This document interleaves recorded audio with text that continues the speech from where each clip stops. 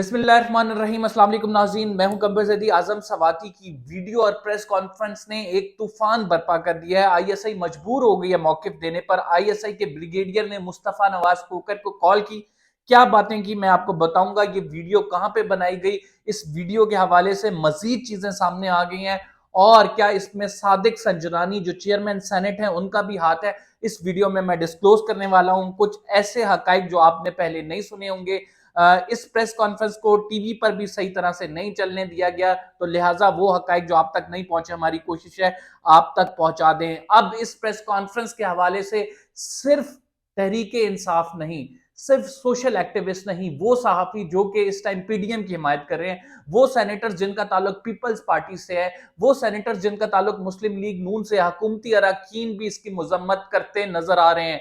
और बड़ी सख्त ट्वीट की गई है। मुस्तफा नवाज खोकर ने एजेंसीज को आड़े हाथों लिया और एक ब्रिगेडियर साहब जो उनका ताल्लुक आईएसआई से, उनकी डायरेक्टली कॉल आई। ये तमाम मामला क्या है, ये कहां जाके रुकेगा, क्योंकि चीफ जस्टिस से बार बार इस्तदाएं हो रही हैं कि इस मामले का सू मोटो नोटिस लेना चाहिए। ये तमाम चीजें मैं आपको इस व्लॉग में बताने लगा हूं। अगर चैनल को सब्सक्राइब नहीं किया, सब्सक्राइब कर ले, बेल का आइकन जरूर दबाएं और फेसबुक पे फॉलो करना ना भूलें।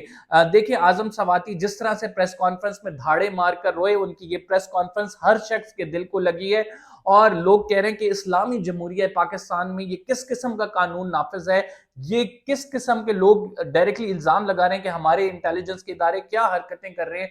हम एक आजाद और इस्लामी रियासत में रहते हैं जहां पे मजहब की तमीज की जाती है, जहां पे फैमिली का ख्याल किया जाता है, जहां पे चादर और चार तवारी का तकद्दुस है, किसी की प्राइवेट चीजों को इस तरह मंजर आम पर नहीं लाया जाता।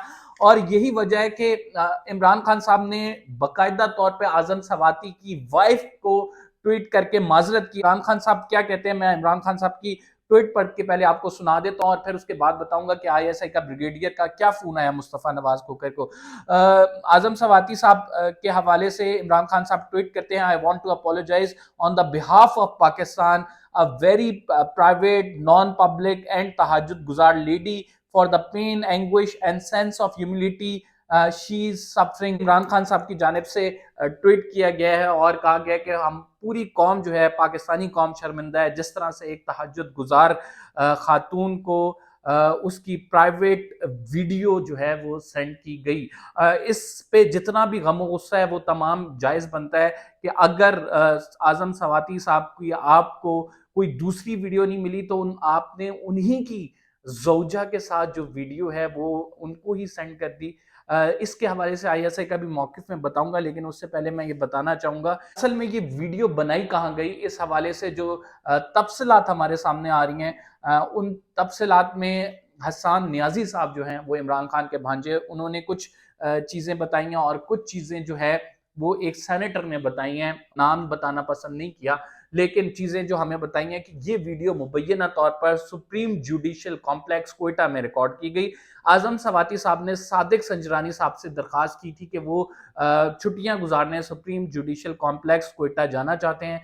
वो अपनी फैमिली के हमरा गए थे, उनकी वाइफ उनके साथ मौजूद थी और वहां पे उन्होंने छुट्टियां गुजारी। उस दौरान सुप्रीम जुडिशियल कॉम्प्लेक्स में ये वीडियो रिकॉर्ड की गई और मुबैना तौर पर इसमें जो नाम आ रहा है कि इसमें कौन इन्वॉल्व हो सकता है या कौन किसने फैसिलिटेशन की है, तो वो हसन नियाजी साहब जो इमरान खान के भांजे और एक सेनेटर का कहना है कि इसमें सादिक संजरानी ने ये फैसिलिटेशन की और ये video supreme judicial complex Quetta में जो है रिकॉर्ड की गई। लेकिन इसके बरक्स आईएसआई का भी मौकिफ आ गया और आईएसआई इस बात की तरदीद करता है कि जो वीडियो है ये उनकी जानिब से जारी नहीं की गई है। सेनेटर मुस्तफ़ा नवाज खोकर ने एक ट्वीट की, उसके बाद एक ब्रिगेडियर साहब का उनको फोन आया। मुस्तफ़ा नवाज खोकर ने क्या ट्वीट की मैं आपको पढ़ के सुना देता हूँ। हमारे मुंह पर तमाचा है, ये जो कुछ भी हो रहा है, कभी सोचा ना था कि हमारी इंटेलिजेंस एजेंसीज इतनी बेगैरत हो जाएंगी।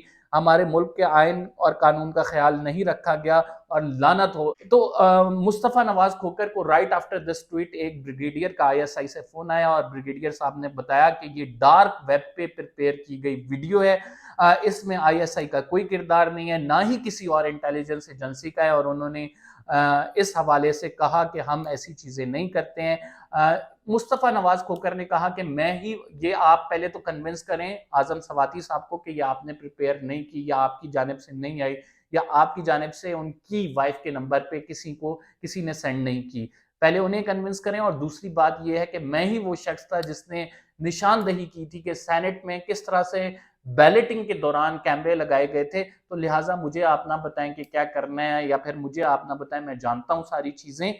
और अगर आपने मेरे पर मुकदमा दर्ज करना है तो मैं हाजिर हूं, आप मेरे खिलाफ FIR दें, मुकदमा दर्ज करें, लेकिन मैं अपने सेनेटर के साथ उसी तरह खड़ा हूंगा जिस तरह फौज फैसल नसीर साहब जो कि मेजर जनरल हैं उनकी हिमायत में खड़ी हुई है। इमरान खान ने जिन पर इल्ज़ाम लगाया, जो DGC हैं, तो मुस्तफ़ा नवाज खोकर का कहना था कि मैं अपने सेनेट के कुलीग के साथ वैसे ही खड़ा हूं जैसे फौज जो है अपने जनरल के साथ खड़ी है।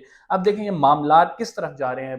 पीपल आर सेइंग, इवन वो लोग जो कि राइट नाउ तहरीक इंसाफ को सपोर्ट भी नहीं करते, वो इस बात को कह रहे हैं कि चीफ जस्टिस को इस मामले का नोटिस लेना चाहिए। हदें तमाम पार हो गई हैं और ये काम करना किसी भी तौर हमारे माशरे के इक़दार से काफत और हमारा मजहब इजाजत नहीं देता है। अगर हमारा मुल्क इस्लाम के नाम पे बना है तो चीफ जस्टिस को इस पर नोटिस लेना चाहिए और इस नोटिस के हवाले से तहकीकात कराई जानी चाहिए। क्या ये वीडियो वाकई सच्ची है?